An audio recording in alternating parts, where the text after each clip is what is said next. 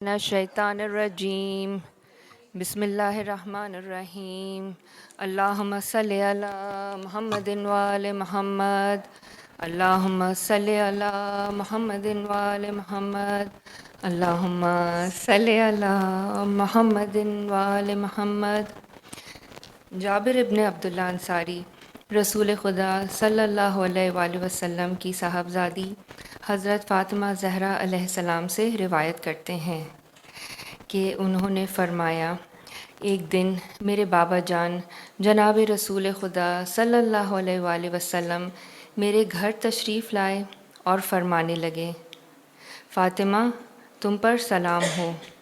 میں نے جواب دیا، بابا جان آپ پر بھی سلام ہو۔ پھر آپ نے فرمایا، میں اپنے جسم میں کمزوری سی محسوس کر رہا ہوں۔ میں نے کہا، بابا جان خدا نہ کرے جو آپ کمزور ہوں۔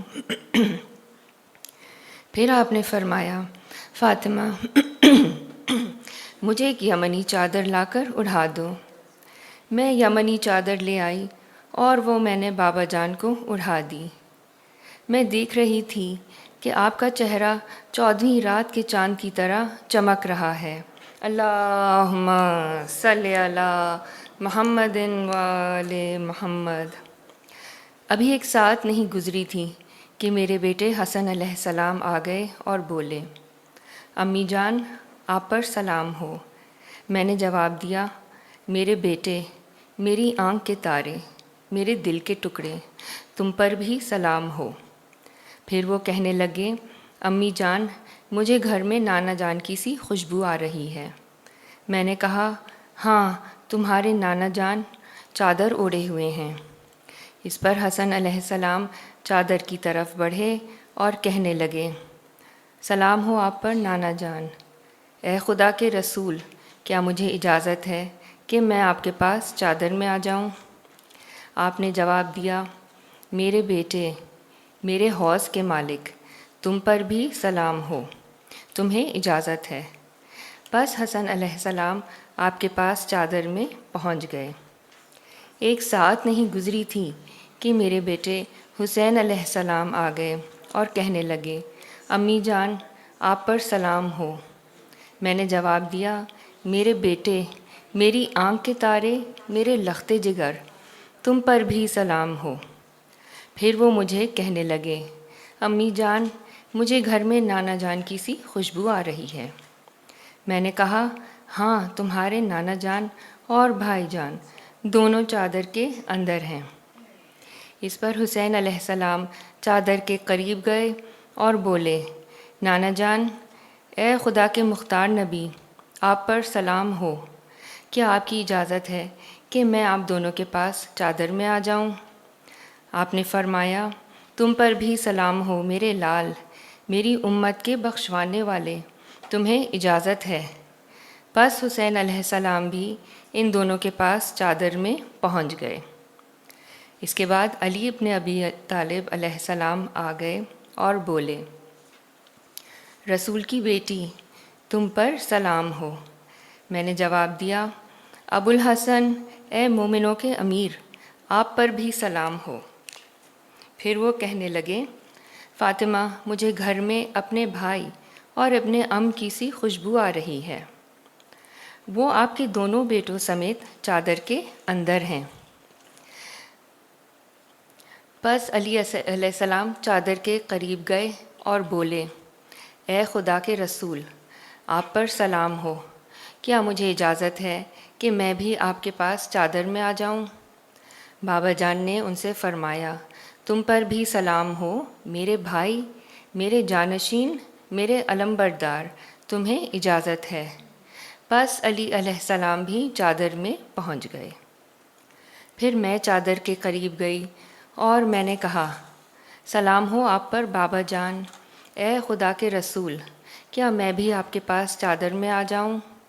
بابا جان نے فرمایا، تم پر بھی سلام ہو میری بیٹی، میرے پارائے جگر، تمہیں اجازت ہے۔ چنانچہ میں بھی چادر میں چلی گئی۔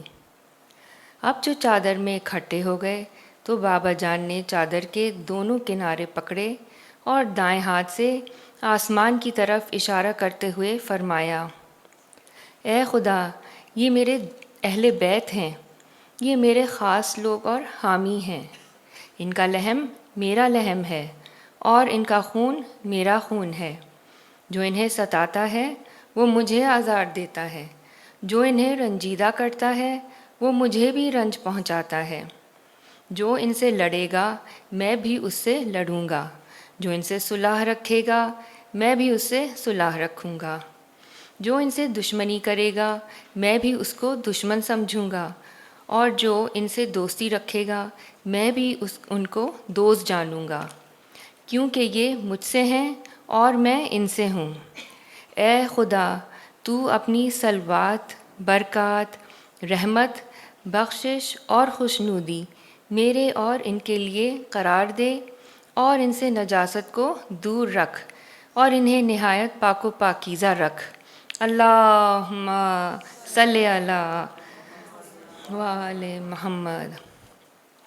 پھر خدائے بزرگ و برتر نے فرمایا، اے فرشتوں، اے آسمان کے رہنے والوں، میں نے یہ مضبوط آسمان، پھیلی ہوئی زمین، روشن چاند، چمکیلا سورج، گھومتے سیارے، تھلکتا سمندر، تیرتی کشتی، یہ ساری چیزیں صرف انہی 5 افراد کی خاطر اور انہی کی محبت میں پیدا کی ہیں جو چادر کے اندر ہیں۔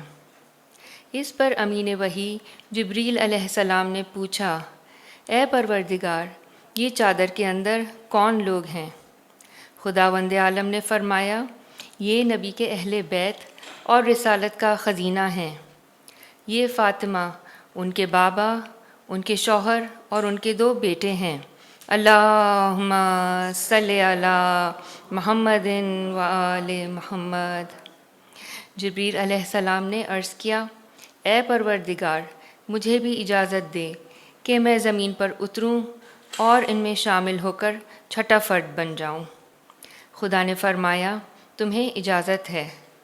پس جبریل امین زمین پر اترے اور کہنے لگے، اے خدا کے رسول، آپ پر سلام ہو۔ خدائے بزرگ و برتر آپ کو سلام کہتا ہے، آپ کو درود اور احترام سے سرفراز فرماتا ہے، اور آپ سے کہتا ہے کہ میری عزت اور بزرگی کی قسم، میں نے یہ مضبوط آسمان، پھیلی ہوئی زمین، روشن چاند، چمکیلا سورج، گھومتے سیارے، تھلکتا سمندر، تیرتی کشتی، یہ ساری چیزیں صرف تم لوگوں کی خاطر اور تمہاری ہی محبت میں پیدا کی ہیں، اور خدا نے مجھے اجازت دے دی ہے کہ میں بھی چادر کے اندر آپ کے پاس آ جاؤں۔ اے خدا کے رسول، کیا آپ مجھے اجازت دیتے ہیں؟ رسول خدا نے فرمایا، اے خدا کی وحی لانے والے، تم پر سلام ہو، ہاں تمہیں بھی اجازت ہے۔ پھر جبریل بھی ہم لوگوں کے ساتھ چادر میں آ گئے۔ اس کے بعد جبریل نے میرے بابا جان سے کہا، خدا آپ کو وحی بھیجتا ہے اور کہتا ہے، انما یرید اللہ لیذھب عنکم الرجس اہل البیت ویطہرکم تطہیرا۔ اللہم صلی علی، کہ واقعی خدا نے یہ ارادہ کر لیا ہے کہ آپ اہل بیت سے نجاست دور رکھے اور آپ لوگوں کو پاک و پاکیزہ رکھے۔ تب علی علیہ السلام نے بابا جان سے کہا، اے خدا کے رسول، مجھے بتائیے کہ اس چادر کے اندر آ جانا خدا کے نزدیک کیا فضیلت رکھتا ہے؟ اس پر رسول خدا نے فرمایا، اس ذات کی قسم جس نے مجھے نبی بنایا اور لوگوں کی نجات کی خاطر مجھے رسالت کے لیے منتخب کیا۔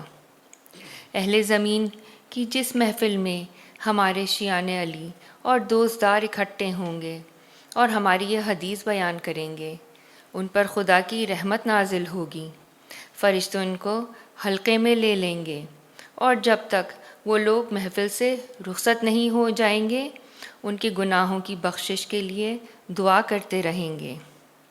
اس پر علی علیہ السلام نے کہا، خدا کی قسم، ہم اس وقت کامیاب ہو گئے۔ پھر رسول خدا نے فرمایا، اے علی، اس ذات کی قسم جس نے مجھے سچا نبی بنایا اور لوگوں کی نجات کی خاطر رسالت کے لیے منتخب کیا۔ اہل زمین کی جس محفل میں بھی ہماری یہ حدیث بیان کی جائے گی کہ جس میں ہمارے شیعان علی اور دوست اکٹھے ہوں گے، اس محفل میں جو کوئی دکھی ہوگا خدا اس کا دکھ دور کرے گا، جو غم زدہ ہوگا خدا اس کو غم سے چھٹکارا دے گا، اور جو کوئی حاجت مند ہوگا خدا اس کی حاجت پوری کرے گا۔ پھر علی علیہ السلام نے فرمایا، بخدا ہم نے اس وقت کامیابی اور برکت پائی، اور کعبے کے رب کی قسم اسی طرح ہمارے شیعان علی بھی کامیاب ہوئے اور دنیا و آخرت میں خوش نصیب ٹھہرے۔ اللہم صلی علی محمد و آل محمد۔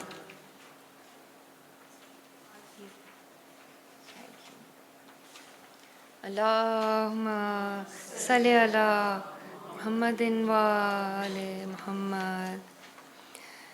رو کے فرماتی تھی حر کی زوجہ، بھوکے پیاسوں کی یہ حاضری ہے، بیویوں اس کو تم رد نہ کرنا، بھوکے پیاسوں کی یہ حاضری ہے۔ مجھ کو تقدیر کب لے کے آئی، ہو گئی جب کہ سب کی صفائی، خوان آ کے اتروا لے فضا، بھوکے پیاسوں کی یہ حاضری ہے، پرسہ دینے کو آئی ہے لونڈی، حاضری شے کی لائی ہے لونڈی، فاتحہ دو شہ بے وطن کا، بھوکے پیاسوں کی یہ حاضری ہے۔ مجھ میں طاقت نہیں ہے بکا کی، صبر کر میرے صابر کی پیاری، آ کے کچھ کھا لو بالی سکینہ، بھوکے پیاسوں کی یہ حاضری ہے۔ اپنے معصوم اصغر کا صدقہ، شاہ مظلوم کے سر کا صدقہ، توڑ فاقہ پیمبر کا صدقہ، بھوکے پیاسوں یہ حاضری ہے۔ رو کے فرماتی تھی حر کی زوجہ، بھوکے پیاسوں کی یہ حاضری ہے۔ اللہم صلی علی محمد و آل محمد۔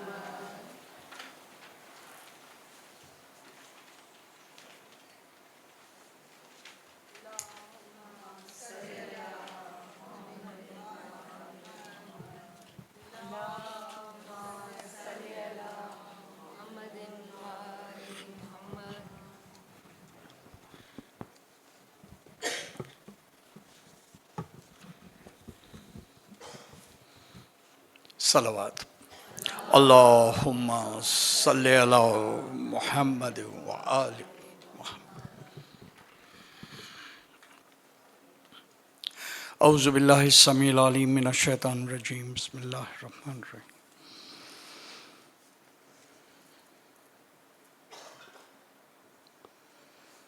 Auzu billahi samil alim minash shaitan rajim. Bismillahir rahmanir rahim.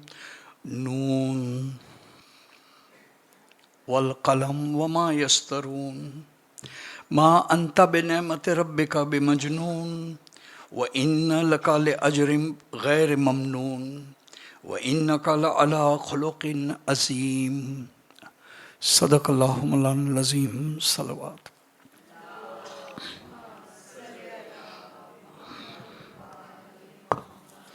Our consistent theme of explorations over these 6 nights dedicated to sacred memory is a recognition and an appreciation of the spirituality in everyday life. And our continuous theme is to do this exploration through 7 doors. In our previous sessions, we have taken some exploration of submission. The first day, submission. We looked at that in great detail to recognize that when I submit to the Lord of the worlds, I am relieved from submission to the 1,000 impulses, idiosyncrasies, temptations that arise from within me. We then took a good look at piety, Taqwa. And we saw that ultimately, as the Imam al-Muttaqin tells us, Taqwa isn't restraint. We normally think of Taqwa as an exercise of willpower. Imam al-Muttaqin tells us, no, it is not. It is won't power. Being able to not only find the temptation to do the clumsy, the stupid, the banal, the evil, the irrelevant, not just to restrain oneself from there, but to find no attraction in them, to make them irrelevant, to be revolted by them, to be repulsed by them. It's like a moral muscle. We spent some time explaining that. Yesterday, we went to another door.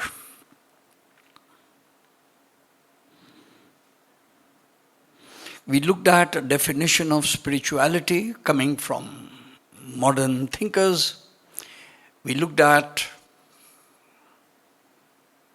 the way a modern writer explains spirituality, opening 3 sentences of the book. I have the book here. So we went in detail of the third door.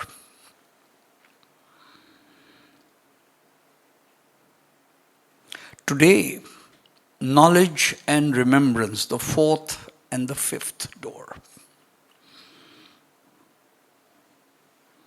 Today we will look at 2 of them. Since we have 6 talks for 7 doors, so today we'll be combining. And therefore it was my honor and privilege to recite the opening verses of Surah Qalam. I could have easily chosen chapter 96, Surah Alaq, Iqra. There is the whole issue of knowledge. And today we will be, similar thing, chapter, Surah Qalam, Noon wal Qalam, wa ma yastarun. Noon is one of the abbreviated letters. A few remarks on that in a moment. I swear by the pen and that which they write in lines. وَمَا يَسْتَرُونَ. You are not by the grace of your Lord possessed. مَا أَنْتَ بِنِعْمَةِ رَبِّكَ بِمَجْنُونَ. You are not possessed. There is a direct link in a moment. We will explore this. For you, وَإِنَّ لَكَ لِأَجْرٍ غَيْرِ مَمْنُونٍ. For you is a reward unending. وَإِنَّكَ لَعَلَى خُلُقٍ عَظِيمٍ. Surely, you are based on an exalted level of character, on the best of character. These 4 verses are our starting point for our exploration on knowledge. Salawat.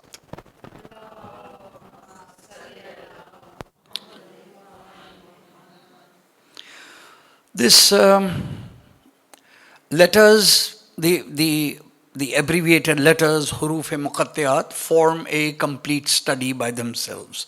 It is one of the wisdom and the wonders of the Quran that there are 29 surahs of the Quran which contain these mysterious letters, significant letters, abbreviated, lots of other words for them. And these are a constant, if you like, focus of meditation. And people much wiser than me have pointed out something extremely interesting. They have said if you look carefully at the letter Noon itself, its shape and form, Noon, just the letter Noon. And then the word Qalam, it is significant that this letter occurs only once in the Quran. This is the only place where it is a huruf-e-muqattiyat, one of the separate letters. If you look at the form and shape of the letter Noon, they say it looks like an ink pot. Wal qalam, the pen dipped in the ink pot. Wama yastarun, that which they write. So now the sentence would be, I swear by the ink pot, swear by the pen, and by that which they write. So suddenly now our attention on that individual letter turns into not just an individual letter, but the source. But the source of all writing, the ink pot. Well, what a remarkable metaphor that the ink pot contains all the wisdom which the author was going to draw upon and write. The ink pot then holds in potential that which writing as wisdom is to make manifest.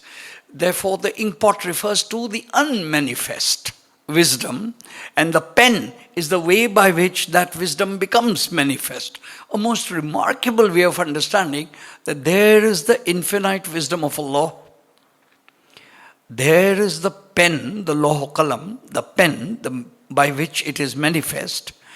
And there is the book and the tablet and the wisdom that overflows. Suddenly in these 3 words we almost have a cosmic metaphor of creation itself. A whole plan of creation. From the potentiality of non-manifest existence comes a decision to make manifest, and from there we have the manifestation itself. Noon wal qalam wama yastaru. Subhanallah.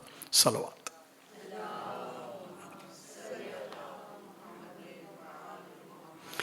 And it is instructive that immediately after this reference of writing, Allah subhanahu wa ta'ala turns to a majestic quality of the Prophet. You are not, by the grace of God, بِنِعْمَةِ رَبِّكَ بِمَجْنُونَ. You are not possessed. You have not lost your equilibrium.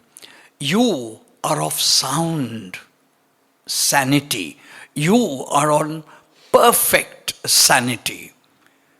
Let us think for a moment of what is the relationship between the pen, the writing, and sanity. And in our times, truly we find it marvelous. All writing, all those who actually write, I'm not talking about copying. I'm not talking about handwriting itself. I'm talking about the act of writing. The act of creation of meaning on paper or screen. the act of creation of meaning on paper or screen. I have in my mind an inchoate jumble of words, ideas. I put them out on paper and then they start taking shape. Then I express, I edit, I change, I proofread, I improve the word choice.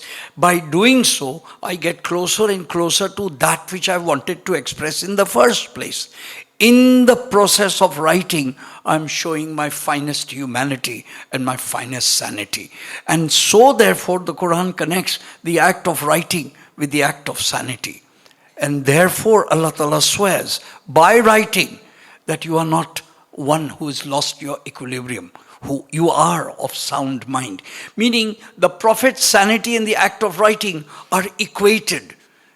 And perhaps there is a deep lesson for us to take in this. We who have given up writing to almost completely to the digital mediated world we are in, we who are almost losing this capacity to pick up the pen and jot down something, we need to remember that there are some things, just reading something, that university students in modern times are losing a capacity which mankind had for 5,500 years of recorded history, the act of writing. And now we find writing connected to our humanity and to our sanity in these opening words of chapter Qalam. Salawat.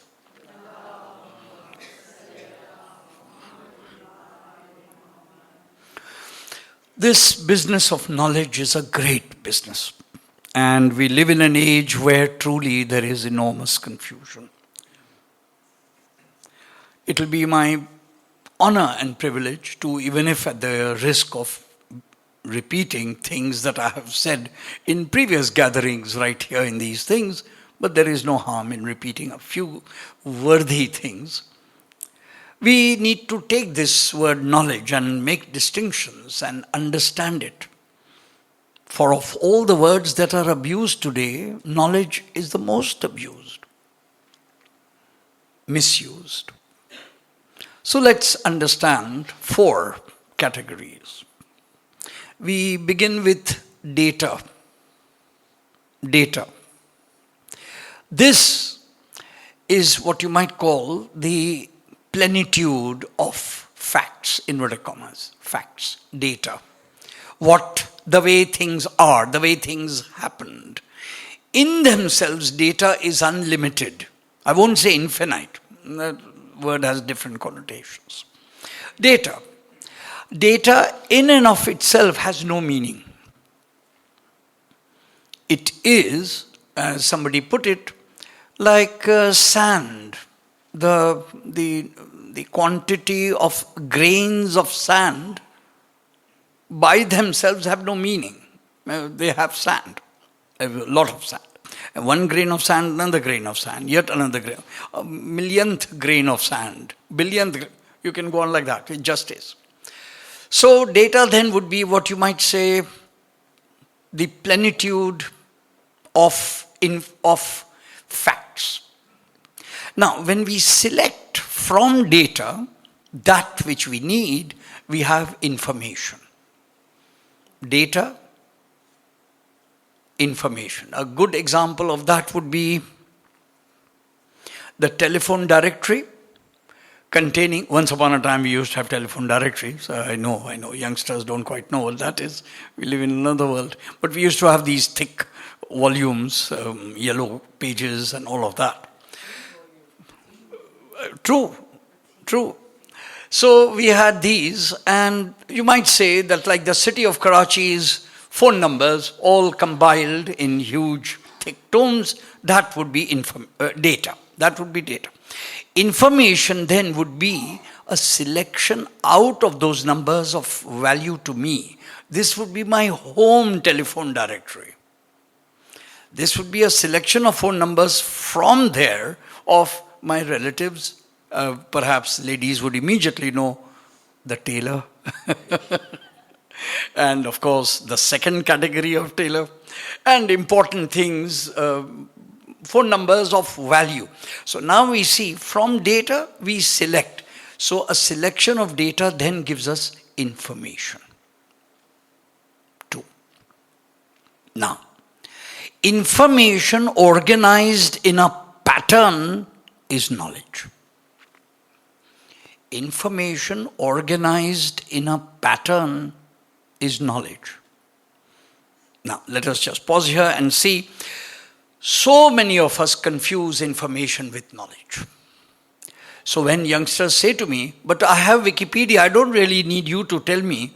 I say, yes, you do need me to tell you. For on Wikipedia is information, unfiltered, some of it quite bogus, some of it shaky, some of it good. Not all Wikipedia is bad, I know, we've checked. So the internet can contain enormous quantities of, not knowledge, information, data. These are the raw materials on which we create patterns. So perhaps the best way of understanding that is the periodic table in chemistry. That is knowledge. And the genius who gave it to us, Mendeleev, the Russian chemist, he was the one who had the access to enormous data, information about all the elements. He was the one who was able to see that there is a pattern in them. And he was able to organize them. And he was the one who saw how chlorine and fluorine and iodine form a sequence. And once they were in sequence, it is truly to his and humanity's greatness that helium was found first on the sun and then found on earth. That's why it is called helium. It is one of those chemistry things. That he was the one who had at that time, given the equipment of that time, a wrong atomic number of an element. And he said, no, it can't fit there. The measurement is wrong. And it was. And that's how I was able to get oxygen in the right column. A lot of other details there. Now, there we have knowledge. The periodic table is knowledge. Information organized in a pattern. You're with me so far? Salawat.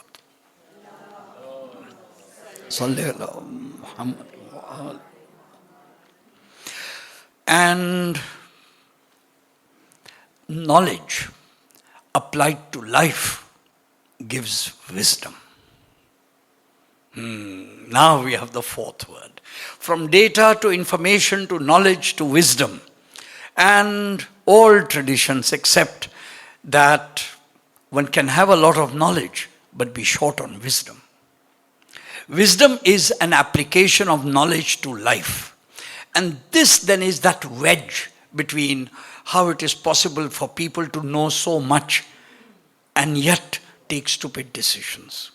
And how some people may not know a lot, but they have wisdom. They have that sharpness, that acumen by which we say, भाई इन्होंने तालीम हासिल नहीं की, लेकिन इनमें हिकमत बहुत है.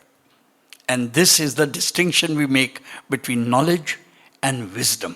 And wisdom is finally the kind of a nectar. It is that which knowledge is aimed at. For ultimately, if knowledge is not applied to life or is not applicable to life, what is it if not, in the Quranic metaphor, a donkey laden with books? What is it if not a burden on a beast which doesn't understand and can never understand? A donkey cannot understand the quality of the weight of the books on it. And this then is the metaphor of us who can know a lot, but if we are unable to apply it to life and unable to connect it to life and living, then that transition between knowledge to wisdom then is a lifelong process which has got stymied somewhere. And so today our theme, as I explore it, I need to kind of, clear the way between what knowledge is not. Information is not knowledge. It is the stage prior to knowledge. When it is organized in a pattern, it is knowledge. And the effort to get it into that organization, that effort is a human effort. And that cannot be short-circuited. Since I need to explain this a little bit, एक सलवात सल्ले अला मुहम्मद व आले मुहम्मद बारे दीगर नारे सलवात وآل محمد.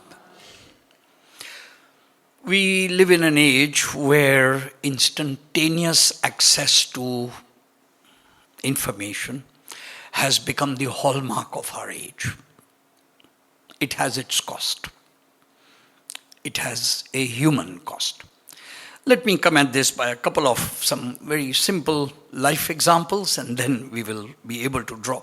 I belong to the knowledge industry, the education industry. It is my business to look at teaching and learning. It is my business to look at curricula and syllabus and all of that. It is my business to endow teachers and children, students with, inverted commas, knowledge. I would like them to know that which I know. I would like them to benefit from the effort I have put in, the patterns. I would like them to have enriched minds, inshallah, to be able to make patterns on their own. That is the process.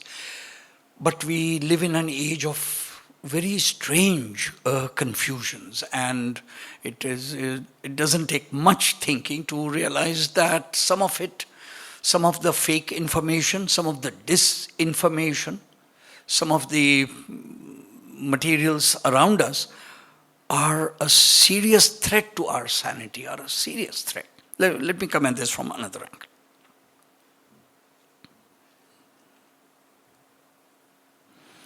A homely example. Imagine a gentleman who would like to give a gift to his wife. Okay, imagine two gentlemen, different gentlemen, wanting to give gifts to their wife, different people. We are talking about four people. Imagine couple A, A1, A2, and imagine couple B, B1, B2. I think that'll get that. And person A, gentleman A, is a well-off person, very, very, very well-off. He decides to give a gift to his wife, a gold ornament, makes a phone call to his jeweler, says, please send me such and such an item. And he does so, comes all wrapped in everything, and gives it. Situation A. Person A, A1, A2. He gives it to Begum. Begum says, wonderful. One. Person B, B1, B2, the couple, they are not that well off. And in that sense, gentleman B is not in the league of doing the kinds of things gentleman A is able to do. We are not worried about. But he actually sincerely cares. So he goes to a shop, looks around at the various items, carefully negotiates, curates, chooses, remembers his wife's choices, remembers the various colors, things that she likes, and then chooses an appropriate item. About 3.5 hours of dedicated time choosing, curating, navigating, choosing. Finally, he takes that and he gives that to his wife. Of the two, which one do you think has done the better deed in the giving the gift? Everyone would say the second. Everyone would say B1, B2. Yeah, the care and the time he has taken to choose is also a measure of his affection and his love. Would you agree? Yeah? Okay. I know some would say, no, what was what was the first one?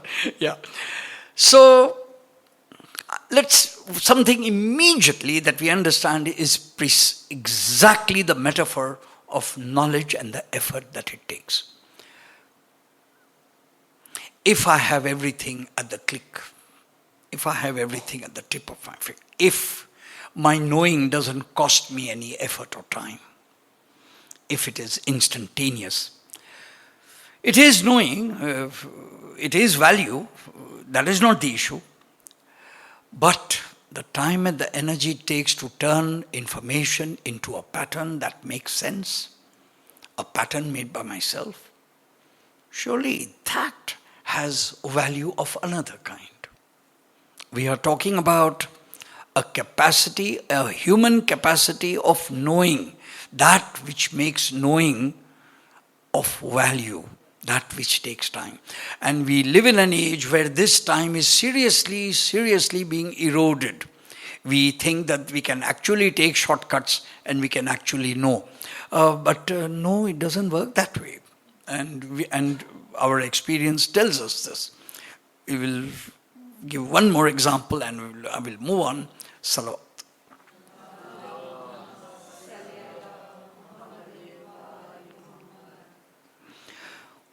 I was present when a speaker in the Karachi University Department of English, very eminent, mentioned by pure chance as a passing comment in a conversation that T.S. Eliot wrote a poem called The Wasteland.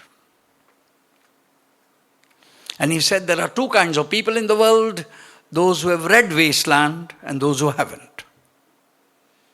And we thought that was a very smart way of giving us a nudge. I remember going off to Karachi University main library. I remember taking the collected works of T.S. Eliot. I remember taking a notebook. And I remember writing out the entire Wasteland by hand. That was 40 years ago. Now I know of people who also admire T.S. Eliot and who have also read The Wasteland, shortcuts. And they have just click, YouTube, click.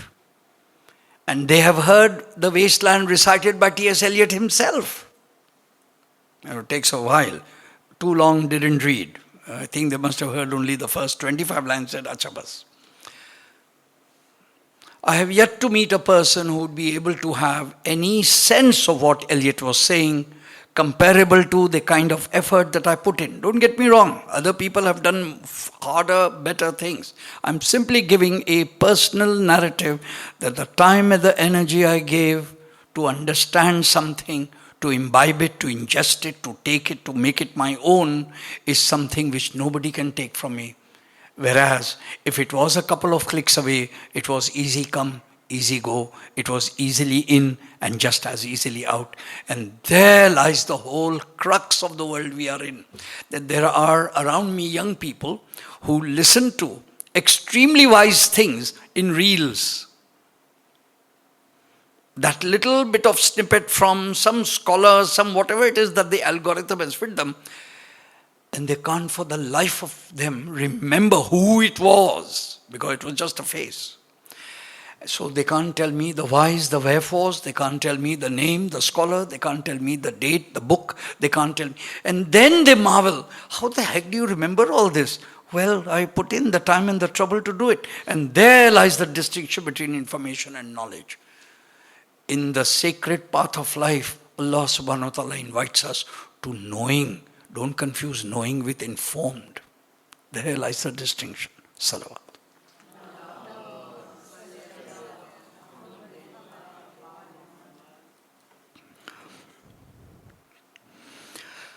Another parable perhaps would make a little bit more sense and bring this topic to throw another light to it.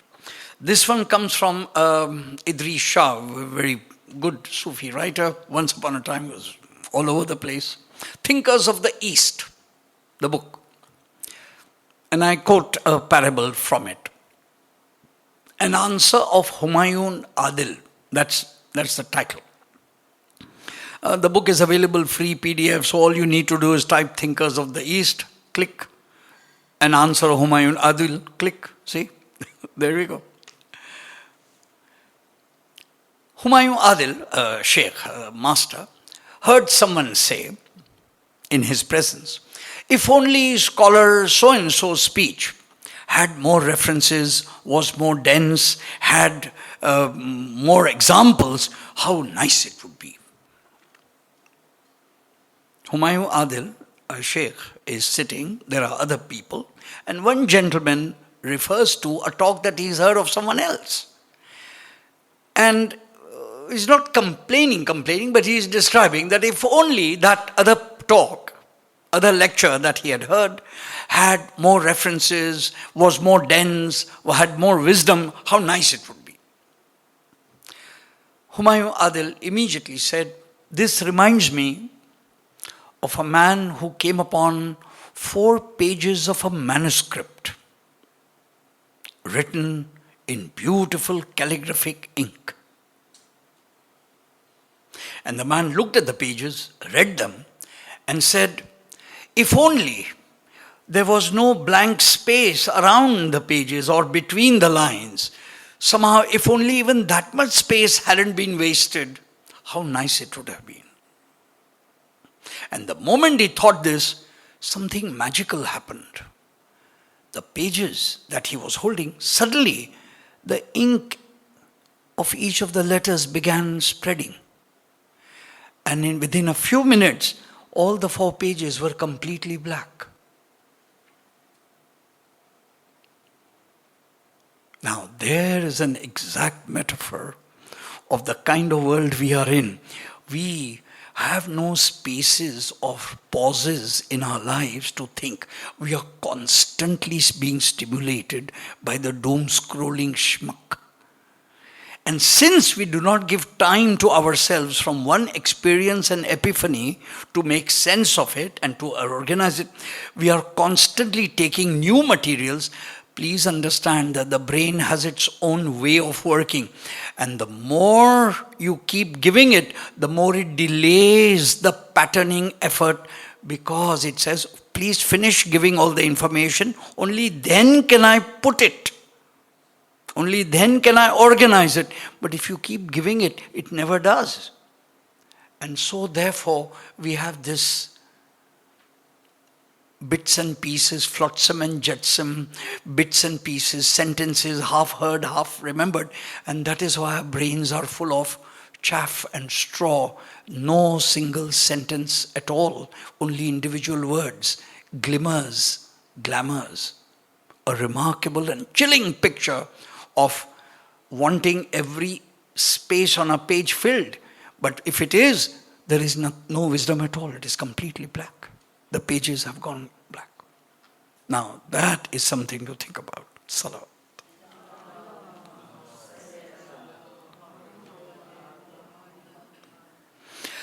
This problem of knowledge is a deep problem.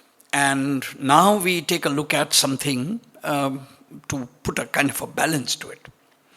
My teacher gave me this piece of wisdom in a peculiar way, so I will try and imitate that and give you. He said, all of us say, A'udhu billahi samil alim minash shaitanir rajim, because we can be assailed by shaitan. So we say to God, preserve us from the accursed, the shaitan. But he said, not so the Prophet, not so the Masums, not so the Panjatan Pak, not so the blessed ones. They have been preserved. So, particularly the Prophet. So, what did they seek refuge from? Particularly the Prophet. I mean, if shaitan is not an issue for them, what did they seek refuge from? He asked this rhetorically. We kept quiet and said, sir, please continue. He said, the Prophet used to pray, Auzu billahi minal ilmi la yanfa. I seek refuge from useless knowledge. Now, this makes a lot of sense. The Prophet is saying, I seek refuge from useless knowledge. I'm sure he meant this deluge of irrelevant information, this unworthy burden on our hearts and minds, and he's seeking refuge from Allah for that. Because remember, the prayer quoted in the Quran by the Prophet is, Qul Rabbi zidni ilma. Oh my Lord, increase my knowledge. So the prayer given in the Quran is increasing knowledge, but at the same time he's seeking refuge from useless knowledge, which means not all knowledge is worthy. And that distinction is right there in the language of the Prophet. Salawat.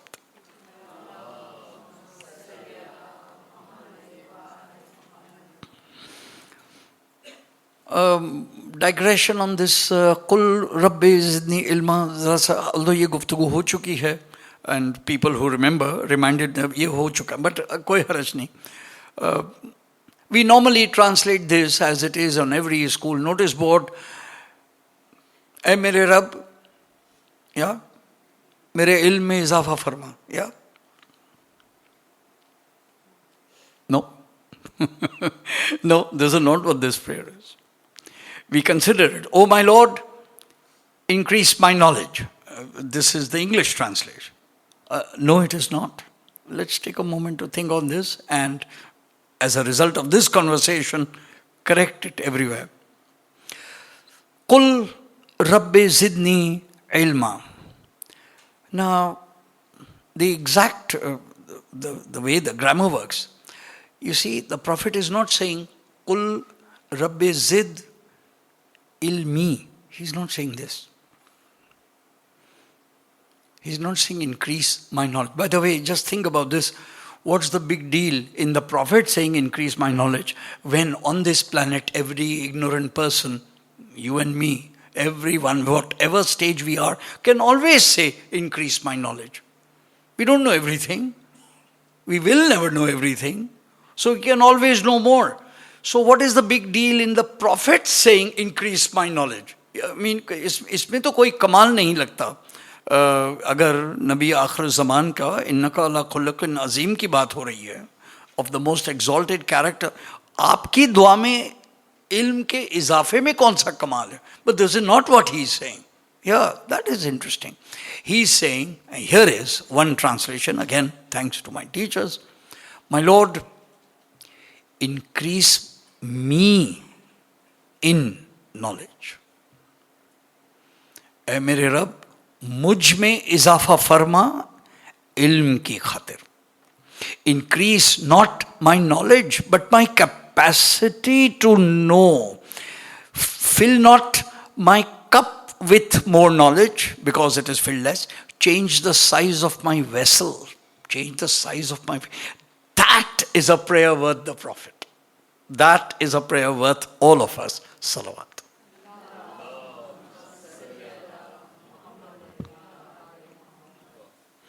So that then is the point between, you see, of all the things in the Quran that we are told that excess of is a problem.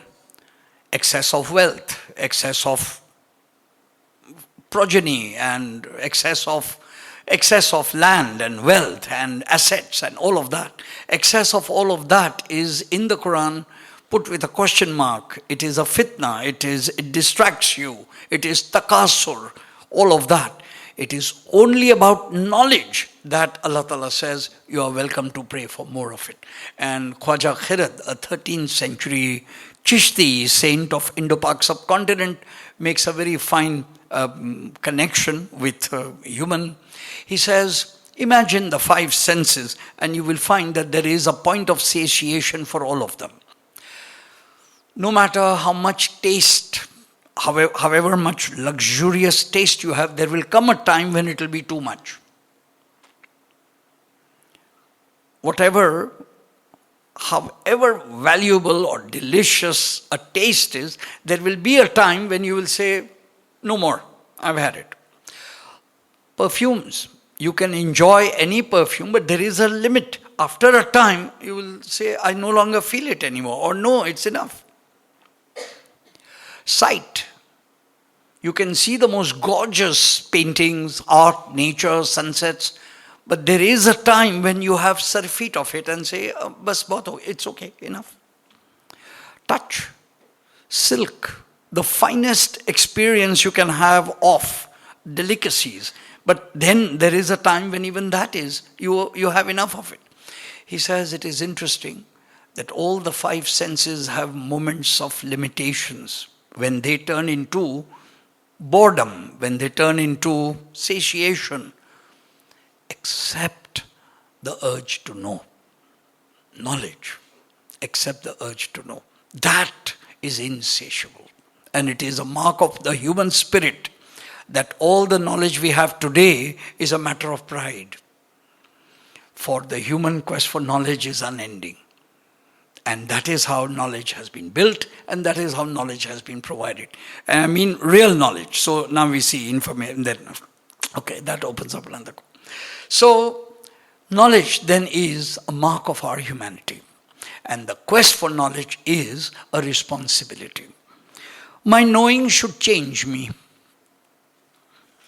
Deep point. My knowing should change me. If it doesn't, then it is not knowledge, it is information.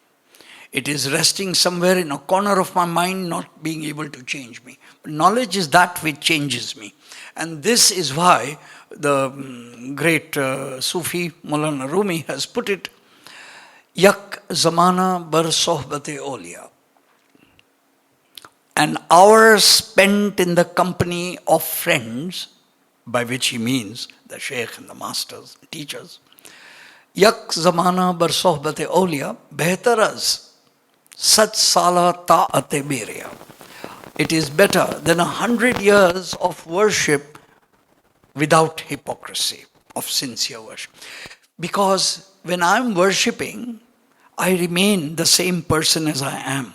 But when I am enriched with another perspective, there is a change within me which changes me as I am. And that change changes the quality. And quantity and quality is the whole point that he is making. Something interesting there. Salam.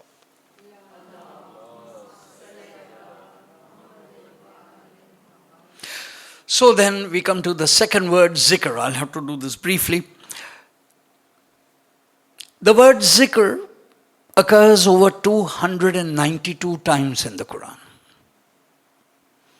And I'm now talking about not the word zikr, zal, kaf, re, but all the other formulations of it. So tazkir, tazkara, zikra, zikr, zakir, all of its permutations combined. It's a major word. And in that, right now I'll be able to give you a couple of linguistic links there and bring our talk to a conclusion. Zikr, in a very simple sense, is remembrance. And remembrance brings with it a metaphor of reiteration and repetition.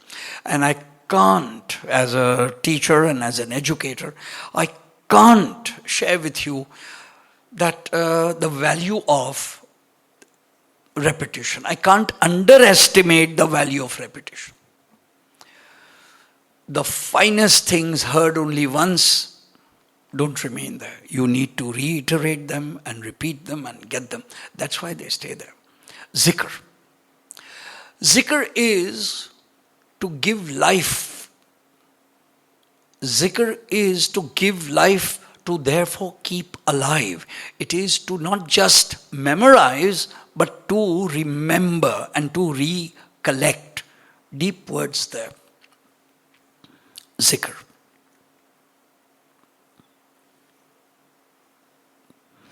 Fazkuruni askurkum, Surah Baqarah. Remember me, and I will remember you. A most magnificent relationship, almost reciprocal with Allah, almost equal. You remember me and I will remember you. And in that is a remarkable hint at human dignity. Allah Ta'ala almost seems to be saying, you go first. You remember me and I will remember you. And masters have taken this as a poetic starting point. Remember me in company, and I will remember you in company better than yours. Remember me in health, and I will remember you in sickness. Remember me in prosperity, and I will remember you in need. Remember me when you are full, and I will remember you when you are hungry. It goes on like that.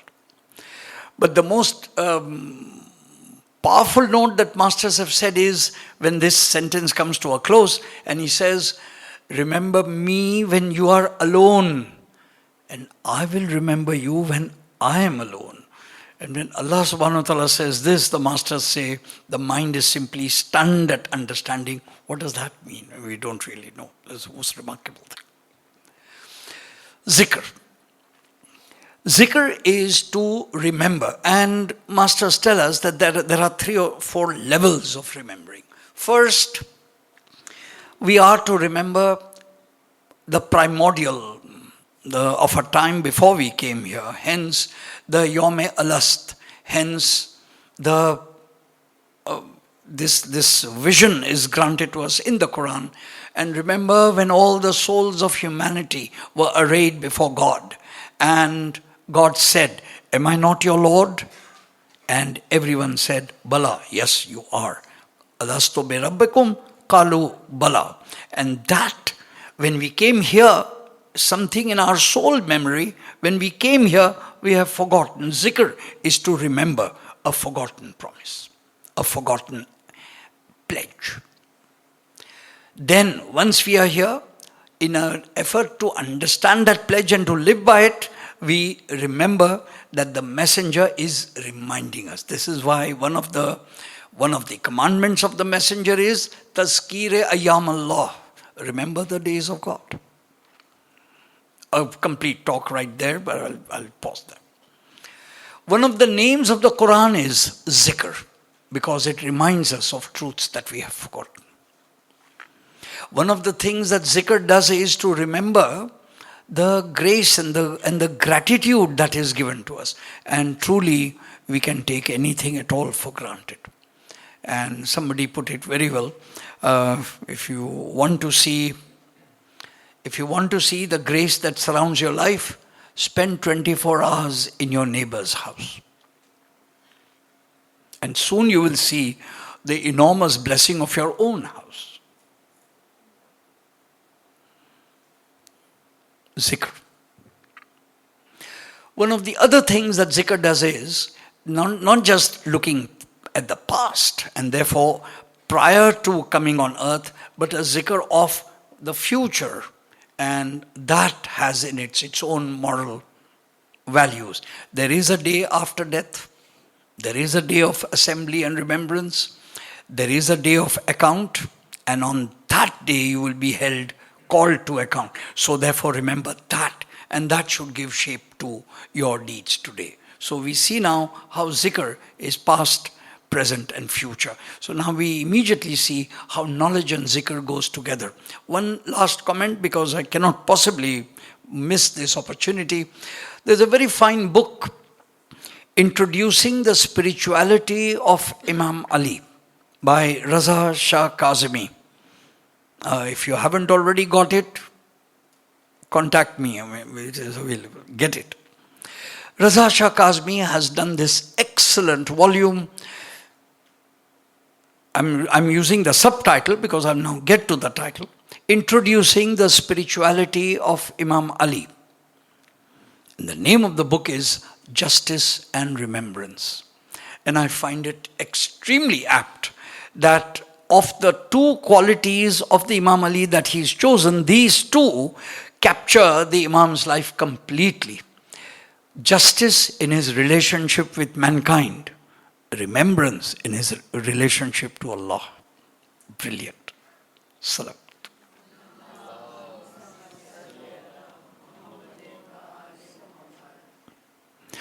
No one quite gave us the presence of Allah in hearts and minds the way the Imam did. And for now, simply the opening sentences of Dua Kumail and Dua Sabah, just some meditation on that, and you would understand that the man who could speak about God like that had a different understanding of the presence. And some other time perhaps. These are therefore the 2 major doors by which our lives can approach spirituality, and we can be a bit anchored in the world we are in. I come now to the concluding part of our talk.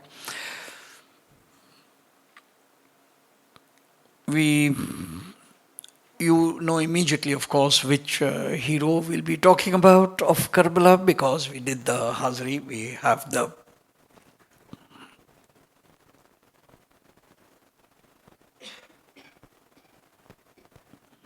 there's something, those who have had the great honor and privilege of attending, of going to Karbala and attending, being present,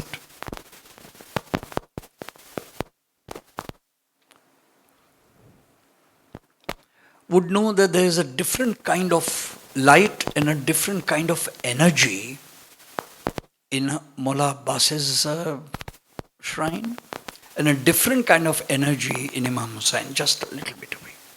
In between is this little walkway, and walking that little distance from Hazrat Abbas to Imam Husain has behind it a spiritual flavor.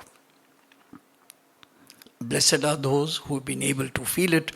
I only learned yesterday through the same ways by which we learn these things.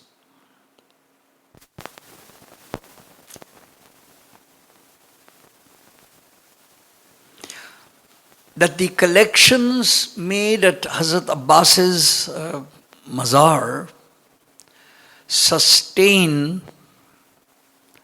firstly, almost the country's economy, sustain any other gaps that people feel in the various expenses of the place, and a most charming sentence from the people who run it: sustain any gaps that are left from Imam Husain's collection. I think that symbolic sentence has in it enormous beauty. Mullah Abbas के मज़ार से जो collection आता है, उससे इमाम हुसैन से collection में अगर कोई कमी पड़ जाती है तो उससे पूरी हो. What a beautiful thought.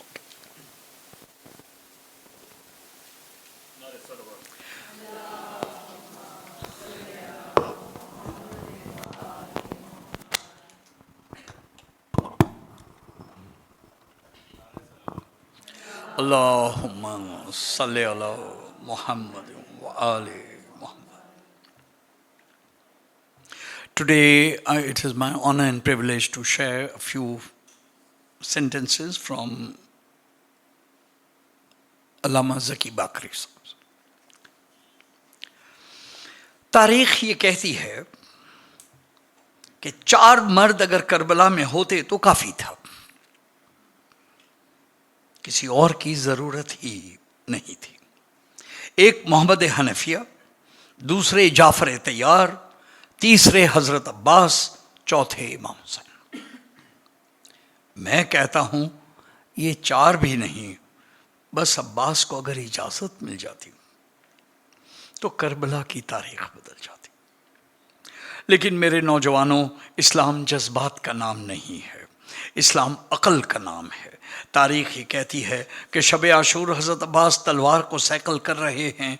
दूर से सकीना ने देखा, ये अजीब चचा भतीजी हैं. जब भी अब्बास का नाम लीजिए, सकीना का नाम ज़रूर लीजिए. इसलिए हमारे अलमों के साथ जहाँ अब्बास का अलम निकलता है, वहाँ एक मशकीज़ा सकीना का भी होता है. उन चचा भतीजी का भी कभी भी जुदाई नहीं हुई. अब्बास अली करते हैं तलवार ये सैकल, सहमी हुई है रात सहर कांप रही है. सकीना ने देखा कि हज़रत अब्बास के चेहरे पर जलाल है, गोया ये कह रहे हैं कि कल इजाज़त मिल गई तो दुनिया को बता दूंगा कि कौन है अब्बास. अब्बास शान मजहर परवरदिगार है, मुश्किल कुशा मिजाज है, हैदर वक़ार है. अब्बास जान फ़ातिमा पे निसार है, इस पर निसार फ़ातिमा ज़हरा का प्यार है मर्ग इस तरफ जो भतीजी है उस तरफ, ताजील इस तरफ तो उधर इंतज़ार है. अब्बास क्या फ़िरात से प्यासे पलट गए, पानी की मौज आज तलक बेकरार है. देखो कहीं सवारी अब्बास तो नहीं, बालीं पे मेरी कैसा ये गर्द गुबार है. सकीना दौड़ी हुई आई, बाबा के पास आई. बाबा के देख के चचा के चेहरे पर कि कैसा जलाल है. इमाम हुसैन ने देखा, हकीकत में जलाल है. ऐसा मालूम होता है कि हैदर करार हैं, अली करबला में पहुंच चुके हैं, तलवार को सैकल कर रहे हैं. جلال حیدری کو سنبھالنے کے لیے زینب کی ضرورت تھی. زینب کو بلایا اور کہا عباس کو غصہ آ گیا ہے، اسے سنبھالو. ثانیہ فاطمہ آہستہ آہستہ قدم بڑھاتی ہوئی عباس کے قریب گئیں. عباس جواب نہیں آیا. دوسری مرتبہ کہا عباس جواب نہیں آیا. تیسری مرتبہ کہا عباس ماں فاطمہ زہرا کا واسطہ. عباس نے دیکھا سامنے شہزادی ہیں، احترام میں کھڑے ہو گئے، ہاتھوں کو جوڑ کر کہا شہزادی آپ حکم دیتی میں آ جاتا، آپ نے زحمت کیوں فرمائی؟ عباس میری خواہش ہے پورا کرو گے؟ کہا شہزادی آپ خواہش کریں اور میں پورا نہ کروں، بتائیے کیا خواہش؟ کہا خواہش یہ ہے کہ اس تلوار کو نیام میں رکھ لو. ایک مرتبہ غور سے شہزادی کو دیکھا، آسمان کی طرف سر اٹھایا، تلوار کو نیام میں رکھتے ہوئے کہا انا للہ و انا الیہ راجعون. یہ قصہ ہمیں کیا سبق دیتا ہے؟ سبق یہ دے رہا ہے کہ عباس نے جذبات پر عمل نہیں کیا، حکم امام اور حکم زینب پر عمل کیا. تاریخ کہتی ہے عباس عصر عاشور کے قریب علم کو لیے ہوئے آئے. مولا اجازت دیجیے. فرمایا تیار ہو گئے عباس؟ جاؤ پانی لے آؤ. عباس بڑا مظلوم شہید ہے، ایسا شہید ہے جس کے پاس قوت تھی مگر حکم تھا کہ تلوار نیام میں رہے، نہ چلے. تاریخیں لکھتی ہیں کہ علم کو لیے ہوئے عباس آگے بڑھے. حسین نے غور سے سر سے پاؤں تک بھائی کو دیکھا، علم پر لکھا ہوا تھا نصر من اللہ و فتح قریب.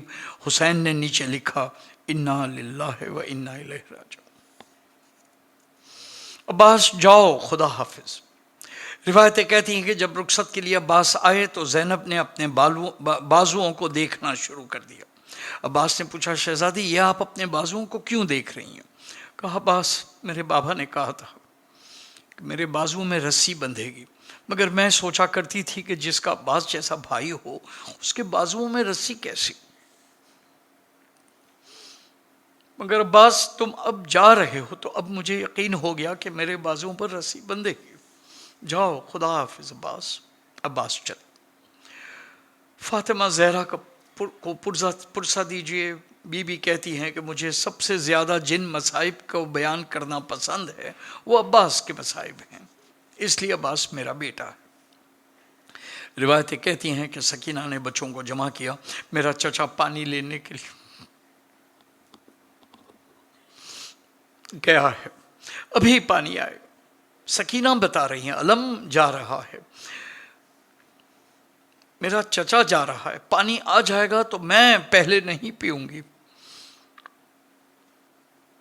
پہلے تمہیں پلاؤں گی. روایتیں کہتی ہیں ایک مرتبہ علم جھکا. سکینہ کہتی ہیں میرا چچا پہنچ گیا فرات پر، پانی ابھی آیا جاتا ہے. علم پلٹ کر آنے لگا. سکینہ خوشی خوشی کہہ رہی ہیں ابھی پانی آیا چاہتا ہے بچوں، بس گھبراؤ نہیں، دیکھو چچا کا علم قریب آ رہا ہے. یہاں تک ایک مرتبہ علم جھکا. سکینہ پریشان ہوئی، کبھی میمنہ کی طرف دیکھتی، کبھی میسرہ کی طرف دیکھا، کچھ نظر نہیں آیا. کچھ دیر بعد علم بلند ہوا. سکینہ نے کہا نہیں میرا چچا آ رہا ہے، ابھی میرا چچا آ رہا ہے. دوسری مرتبہ علم گرا، علم جھکا. سکینہ نے بھی میمنہ کو دیکھا، میسرہ کو دیکھا. سکینہ انتظار کرتی رہی، ایڑیوں کو اٹھایا، علم نظر نہیں آیا. خشک کوزے کو زمین پر پھینکا، ہاتھوں کو اٹھایا، پروردگار مجھے پانی نہیں چاہیے، میرے چچا بھیج دیں میرے مالک. ادھر عباس نے آواز دی مولا آخری سلام قبول کیجیے. روایتیں کہتی ہیں کہ حسین گھوڑے کی ایڑی دے کر پہلے کمر کو تھام لیتے ہیں. آج میری کمر ٹوٹ. بس اسی حصے کے لیے میں نے آپ سے رخصت لی ہے. کربلا میں ایک ذاکر تھے، ان کا نام محسن تھا. ہمیشہ حضرت عباس کے مصائب بیان کرتے تھے. ان کا طریقہ یہی تھا کہ جب بھی مصائب بیان کرتے کہیں نہ کہیں نکات نکال کر حضرت عباس کے مصائب بیان کرتے. ایک مرتبہ خواب میں دیکھا کہ ایک بی بی کالی چادر اوڑھے آئی ہوئی ہیں اور کہہ رہی ہیں محسن تم عباس کے مصائب بیان نہیں کرتے. کہا شہزادی میں تو ان کے علاوہ اور کسی کے مصائب بیان نہیں کرتا. فرمایا ایک مخصوص مصیبت ہے جو کسی اور کے حصے میں نہیں آئی. کہا شہزادی وہ کیا؟ فرمایا ہر شہید جب گھوڑے سے گرتا تھا تو ہاتھوں کا سہارا تھا، لیکن عباس جب گھوڑے سے گرے تو منہ کے بل زمین پر آن گرے.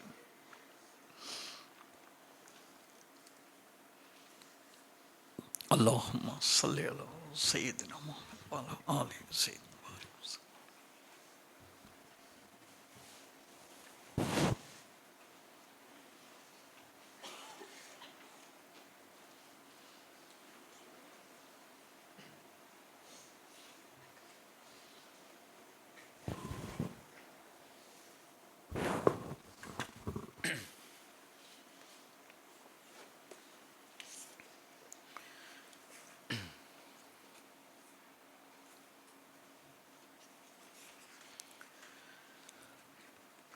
بولے شبیر میری بالی سکینہ کی آس، میرے بھیا عباس، میرے بھیا عباس. بولے شبیر میری بالی سکینہ کی آس، میرے بھیا عباس، میرے بھیا عباس.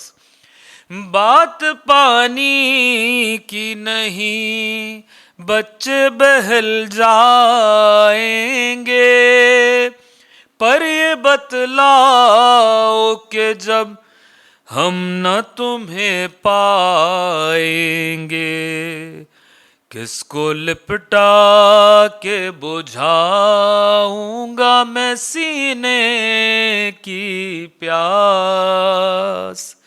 میرے بھیا عباس، میرے بھیا عباس.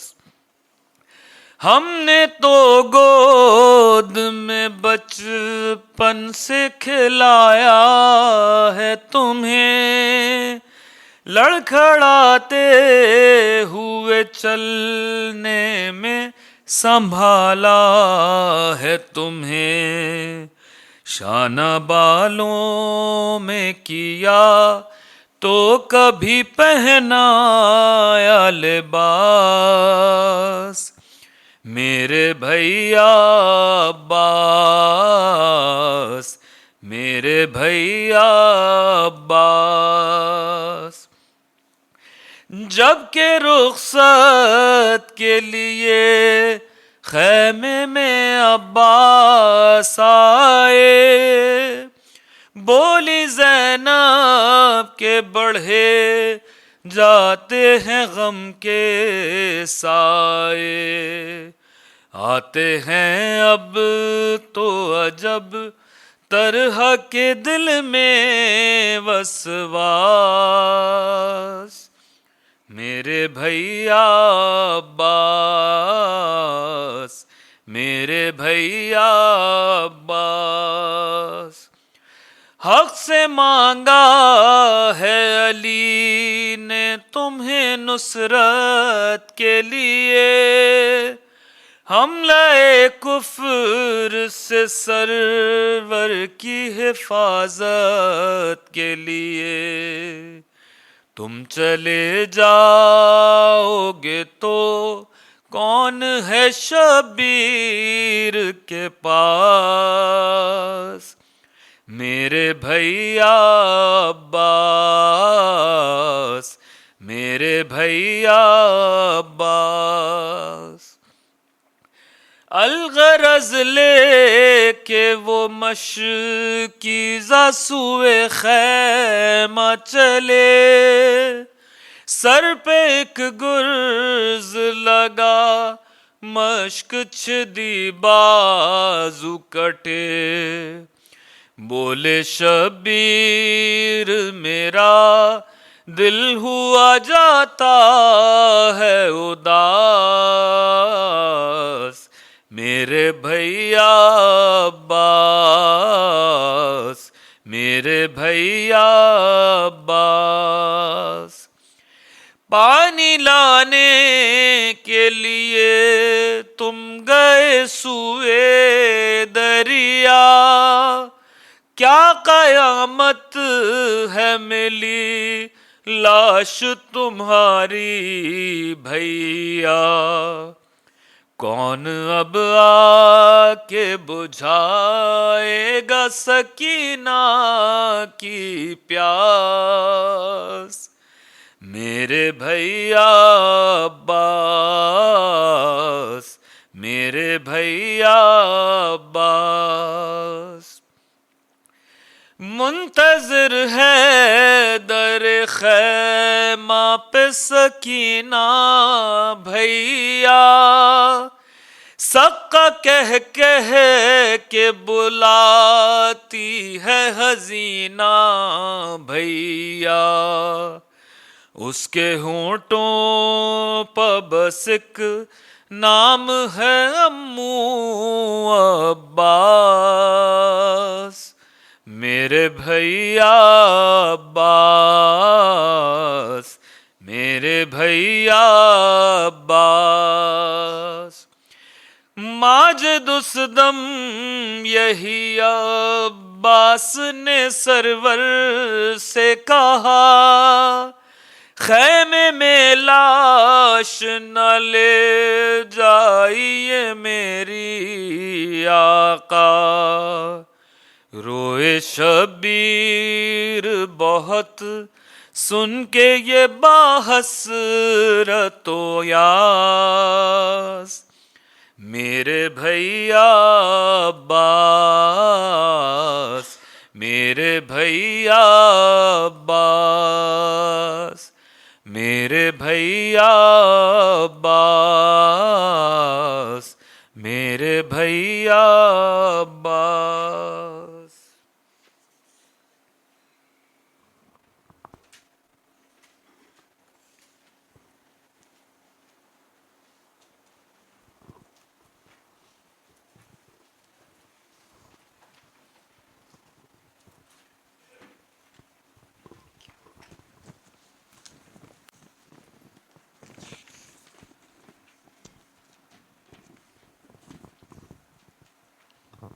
Bismillahir Rahmanir Rahim.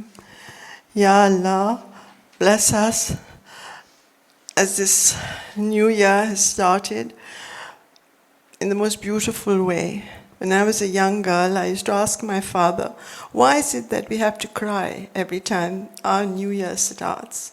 And he told me that you don't cry, you just practice and live the life that your Imam and the people of Karbala lived.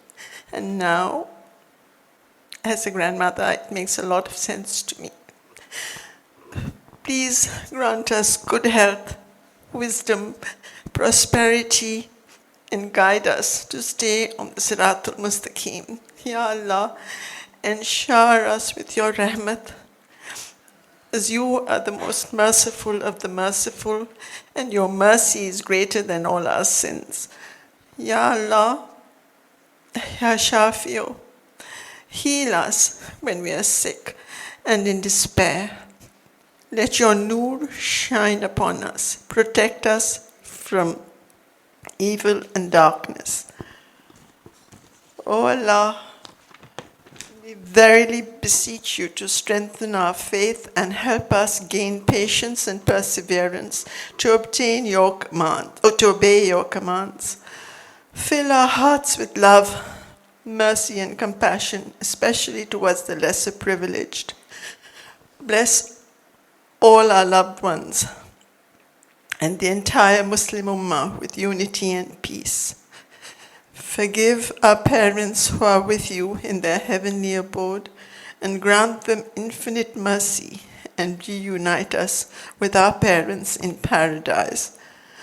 Protect our children, and grant them the wisdom to choose right from wrong, to appreciate their loving parents, and to respect their teachers, and most importantly, to bow down before you regularly and thank you with every breath they take. You are the Lord of generosity. You are the all-knowing, the all-seeing. Grant us success in all we do, and spare us from humiliation in this world and the torment of the hereafter. Ameen. Allahumma salli ala Muhammad wa ala ali Muhammad.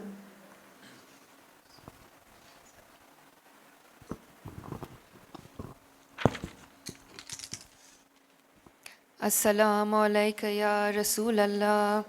Assalamu alayka ya Nabi Allah. Assalamu alayka ya Shafi al-Muslimin.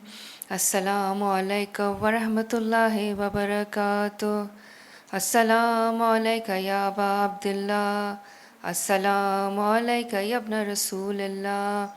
Assalamu alayka ya Ibn Amir al-Mu'mineen wa Ibn Sayyid al-Wasiin. Assalamu alayka ya Ibn Fatimat al-Zahra Sayyidat al-Nisa al-Alameen. Assalamu alayka ya Ibn Khadijat al-Kubra Umm al-Mu'mineen wal-Mu'minat. Assalamu ala al-Husain wa ala Ali ibn al-Husain wa ala awlad al-Husain wa ala awlad wa ashab al-Husain, khususan Sayyidi Mawla ya Abul Fazl al-Abbas ibn Amir al-Mu'mineen, Saqa Yatiman Dasht Karbala. Assalamu alaikum wa rahmatullahi wa barakatuh. آقائے غریبان، مولائے بے کسان، بادشاہ خراسان، ضامنان یتیمان، السلام علیکہ یا مغیث الشیعۃ والزوار، السلطان ابو الحسن یا علی ابن موسیٰ ایھا الرضا ورحمۃ اللہ وبرکاتہ. السلام علیکہ یا صاحب العصر والزمان، الامان الامان الامان من فتنة الزمان. السلام علیکہ یا خلیفۃ الرحمن، السلام علیکہ یا امام الانس والجان، اجل اللہ تعالی فرجک وسہل اللہ مخرجک وظہورک. السلام علیکم ورحمۃ اللہ وبرکاتہ. اللہم صلی علی محمد وآل محمد. نعرہ تکبیر، نعرہ رسالت، نعرہ حیدری، حسینیت